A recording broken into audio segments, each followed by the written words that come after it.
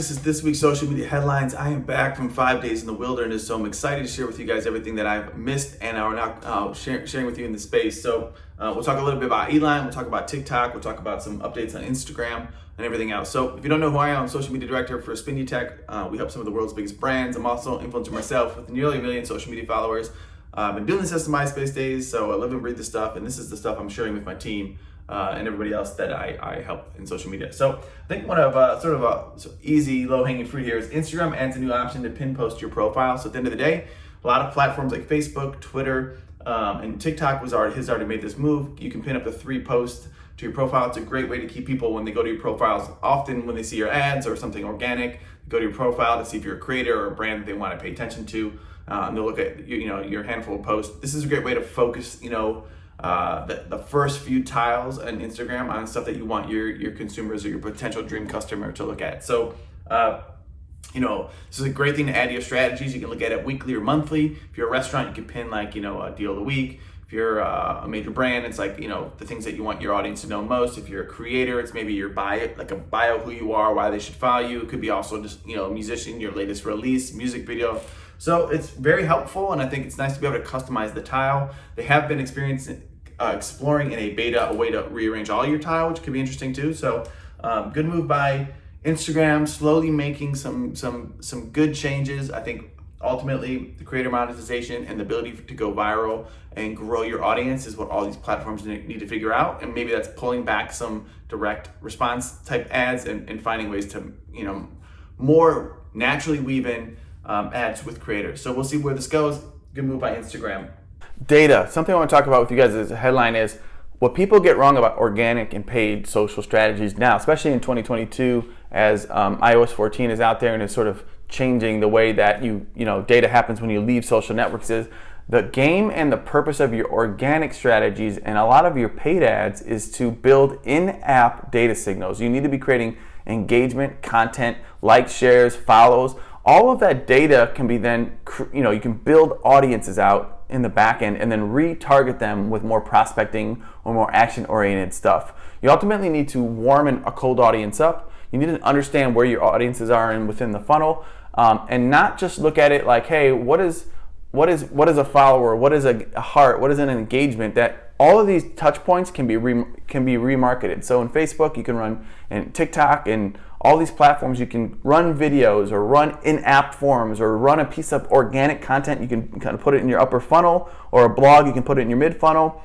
Anyone that's clicked on an ad in-app or engaged with an ad in-app or watched a video 50% of the way, 100% of the way, you can create audiences and then serve them more direct response or more action-oriented content. You want to collect data. And now you don't just have to collect an email, while that's still the holy grail, or phone number. You can be getting data on what these consumers are doing in-app and then remarket them based on those actions. This is really the best strategy. And ultimately, if you're an agency or a marketer or a consultant or you're a brand, you're trying to understand, your purpose of your organic is to attract your dream customer or educate your current clients on what you do and provide value, get them into your world, and then sell them stuff when it's right, when they're in the different stages of the funnel. So often, how we tie together things is, running those video view upper funnel campaigns, or using parts of your organic and amplifying them, the ones that we really feel are doing well, to get people into your world. It's just that first touch point, right? It's just a billboard. Then they get into your world and you hit them with more prospecting stuff. Often people are not understanding that you can even do that in social, and they don't even know how to sell in what the role of all that engagement is. So think about that too in your strategies, and we'll talk about a couple other things here. Twitter has had a lot of updates in the last nuanced updates in the last few weeks. One of the big ones is in threads now. So Twitter threads are now moving to an upvote downvote. So maybe Elon must tweet something, and then you go in and you read the thread to see what other consumers are saying or people are saying. You can literally upvote or downvote comments. It's an interesting play for brands and people are trying to also maybe raise your profile. The comments on all social media networks are almost like their own ecosystem. So you should be thinking about how your community managers and how your strategies can live within this ecosystem. How do you extend your brand voice? How do you, as a creator, how do you dive in and use the comments as a way to build brand value? And it could be providing value, it could be doing something witty, it could be a point of view, it could be a piece of context. But ultimately, especially if you have a blue check in your brand or creator, you're going to get weighted heavier in the comments anyways. You might as well have a strategy and just know that this is something that Twitter's doing, the up and down votes. I like it a lot. Twitter also recently, I was asked, to verify my email, to verify my phone number. I'm assuming this is in sort of context with the Elon Musk stuff, trying to firm up their and see if there are bots, right? Making sure people are responding to these and that they're getting the latest and quality phone numbers and email addresses from their users. They also recently announced they're going to be giving Elon a full fire hose of tweets, so he's going to be able to maybe potentially find a methodology that sees and understands that the bot data is accurate. I do think, a simple ID, I think most consumers would potentially do that if it gets, certain people out of, bots out of the world. If you can upload an ID and kind of legitimize that you're a person, I think all this would be good stuff for a lot of social media networks. Lastly, this Thursday he's going to be doing a Q&A with, Elon's going to be doing a Q&A with Twitter, the actual employees. And I think, Twitter's had a lot of shakeup lately. And it's, to me, TikTok and Twitter are the two culture makers right now. I think the rest sort of have a role, YouTube for long form, more, value driven content and long form entertainment. But they don't really make the culture, right? Maybe Mr. Beast or a few of them are like making cultural moments, but really the TikTok and Twitter are the places where the culture plays, the water cooler lives. And I really like that they're making a lot of changes. It's been a lot since Elon's done. I feel like they're moving faster. I know they've had some shifts in their team. They're talking about, even cutting staff just to kind of make it more profitable. And I think this is the latest in trying to verify users to firm up their data. So he's gonna be doing a Q&A. Hopefully we get some insight. He's already shared a lot about his vision for the platform. I think he's realizing, he put a tweet out there like YouTube ads are full of scammers. I think Instagram personally has the worst scam DMs and like auto comments. I just think it's become a junkier and junkier platform, as I think the usage potentially could be dropping there. So anyways, a lot going on with Twitter. Instagram we covered. So a couple things in the space. Meta, TikTok, Google, and Twitter all preparing to sign on to new misinformation rules in Europe.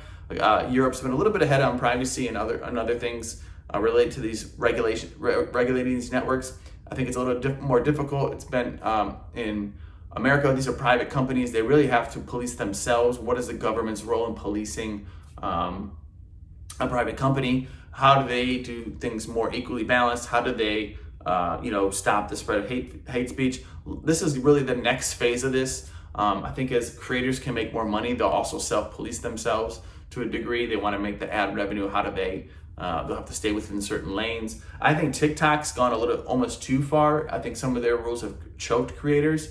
And I think they've been kind of making a couple bad moves lately, TikTok. So I think a lot going on in the space. I don't personally know enough about this yet to have a firm opinion. I think the only issue is who's the one that controls misinformation. That's kind of been the, do we go back to mass media days when we're just spoon-fed, information from, major conglomerates owned by certain people? The beauty of social media is that anyone can have a voice. It's also the hard part where we have to deal with what the world and the people are out there. We're looking in the mirror of our culture and society. We don't often like it. What are the better tools that they can put in place to regulate these platforms? We'll see. A lot of conversations going to happen. Elon's going to get into the ring, it sounds like. So we'll see where this is all netting out in the next few years.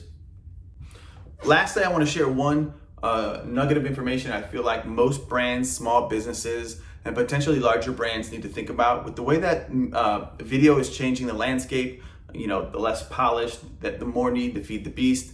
Brands that are winning have long form plays like Red Bull or podcast, hour-long stuff. I think a crucial pivotal hire for most companies is going to be your in-house video or agency run video documenting team. You need to be thinking long-term with this stuff. How do I create content at scale? If I'm a restaurant, how do I consistently crank out menu videos? Do I have a weekly show?